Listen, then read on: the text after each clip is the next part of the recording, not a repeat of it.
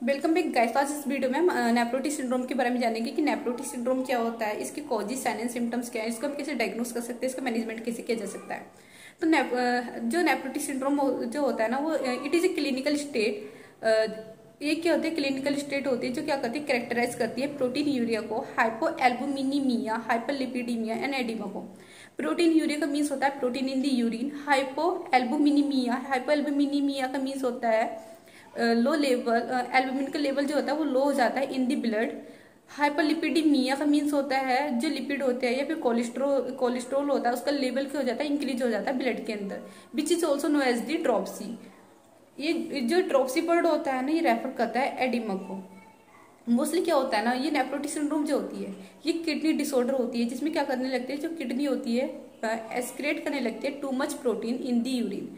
जिसका इंसिडेंस होता है वो बच्चों में बहुत ज्यादा देखने के लिए मिलता है, as 2 to 6 years of age में। ये जो नेफ्रोटिक सिंड्रोम होता है इज मोर कॉमन होता है इन मेल्स देन फीमेल्स। इसके जो कोजेस होते हैं नेफ्रोटिक सिंड्रोम के, वो होते हैं प्राइमरी रीनल कोजेस में आता है minimal changes, nephropathy, kidney failure. फिर दूसरा आता है हमारा ग्लोमेरुलोस्क्लेरोसिस। इसमें ग्लोमेरुलोस्क्लेरोसिस में क्या होता है ना, scarring of the filtrating part of the kidney, या फिर एक्यूट पोस्ट स्ट्रेप्टोकोकल ग्लोमेरुलोनेफ्राइटिस की वजह से भी ये कोज हो सकता है। इम्यून कॉम्प्लेक्स ग्लोमेरुलोनेफ्राइटिस की वजह से भी कोज हो सकता है। ये सेकेंडरी कोज में आता है इसका अमाइलोडोसिस। अमाइलोडोसिस में क्या होता है ना, जो अमाइलोइड प्रोटीन होता है वो बिल्डअप होने लगता है in the heart, kidney, liver. फिर आता है सिस्टमेटिक कोज। सिस्टमेटिक कोज के अंदर आता है इन्फेक्शन, एलर्जी और toxins, malignancy, leukaemia, cardiovascular disease कोई सी भी हो सकती है, लाइक कंजेक्टिव हार्ट फेलियर हो सकता है, या फिर इसमें सिकल सेल डिसीज की वजह से भी कोज हो सकता है नेफ्रोटिक सिंड्रोम। अदर्स में आता है एनाफिलेटिक पुरपुरा। फिर इसके आते हैं साइन एंड सिम्टम्स जो होते हैं, साइन एंड सिम्टम जो मतलब जिसकी वजह से हमें पता लगता है कि नेफ्रोटिक सिंड्रोम जो है वो कोज हो रहा है, वो कौन कौन से सिम्टम्स हैं। इसमें क्या होता है, जिसका ऑनसेट होता है वो बहुत स्लो होता है, बट इसके कुछ फीचर्स है जिसमें इंक्लूड होते हैं, like oedema around the eyes, legs, labia, या फिर जनरलाइज बॉडी एडिमा जो होता है इसमें मोर कॉमन होता है असाइटिस, हाइड्रोथोरेक्स, हाइड्रोसिली मीन्स होता है जब फ्लूइड होता है वो फिल्ड होने लगता है इन दी टेस्टिकल्स के अंदर। डिक्रीज यूरिन आउटपुट, और जो यूरिन की जो अपीयरेंस होने लगती है लाइक फ्रूटी जैसी होने लगती है। इसकी स्पेसिफिक ग्रेविटी भी इंक्रीज हो जाती है यूरिन की।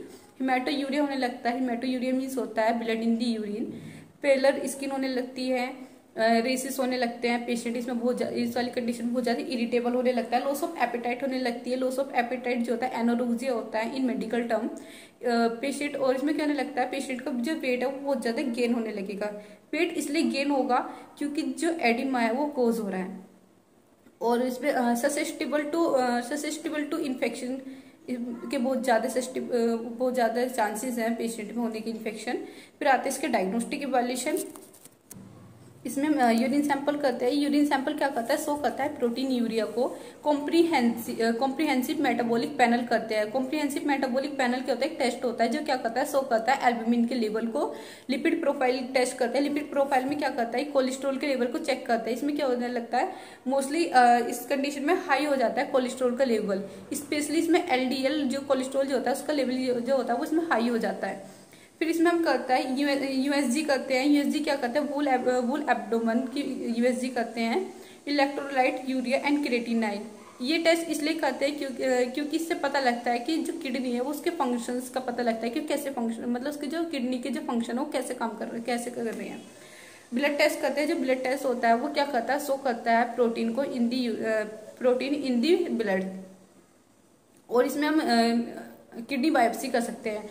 मेडिकल मैनेजमेंट के अंदर क्या करते हैं, मेडिकल मैनेजमेंट में क्या करते हैं, प्रेडिनिसोलोन एक क्या होती है, ड्रग होती है जो कि ड्रग ऑफ चॉइस होती है इन दी नेफ्रोटिक सिंड्रोम। डायूरिटिक्स का यूज करते हैं। डायूरिटिक्स में हम फ्यूरेसिमाइड, लेसिक्स का यूज करते हैं। ये जो मेडिसिन होती है ना, ये रिड्यूस कर देती है एडिमा को। सोडियम रिस्ट्रिक्टिव होगा, मतलब सोडियम क्या करना है, इसमें अवॉइड करना है इस कंडीशन में, क्योंकि जो एडिमा है वो कोज हो रहा है, एडिमा जो है प्रेजेंट है। वाटर रिस्ट्रिक्शन में B indicated if decrease in salt intake does not control oedema. फिर आता है इसका कॉम्प्लिकेशन। नेफ्रोटिक सिंड्रोम में क्या क्या कॉम्प्लिकेशन हो सकते हैं, इसमें क्या कॉम्प्लिकेशन में एक्यूट रीनल फेलियर हो सकता है, रीनल वेन थ्रोम्बोसिस हो सकता है, कंजेस्टिव हार्ट फेलियर हो सकता है, आर्टेरियोस्क्लेरोसिस हो सकता है। आर्टेरियोस्क्लेरोसिस में क्या होता है ना, जो फैट होता है वो डिपॉजिट होने लगता है आर्टरीज में, जिसकी वजह से जो ब्लड फ्लो होता है वो डिक्रीज हो जाता है, जिसकी वजह से ब्लड फ्लो डिक्रीज होने की वजह से हार्ट फेलियर के भी चांसेस ज्यादा इंक्रीज हो सकते हैं। पल्मोनरी एडिमा हो सकता है, फ्लूइड ओवरलोड हो सकता है, या फिर इन्फेक्शन हो सकता है। इन्फेक्शन में आता है न्यूमोकोकल निमोनिया। ये क्या होता है, इसके कॉम्प्लिकेशन होते हैं नेफ्रोटिक सिंड्रोम के। Thank you so much.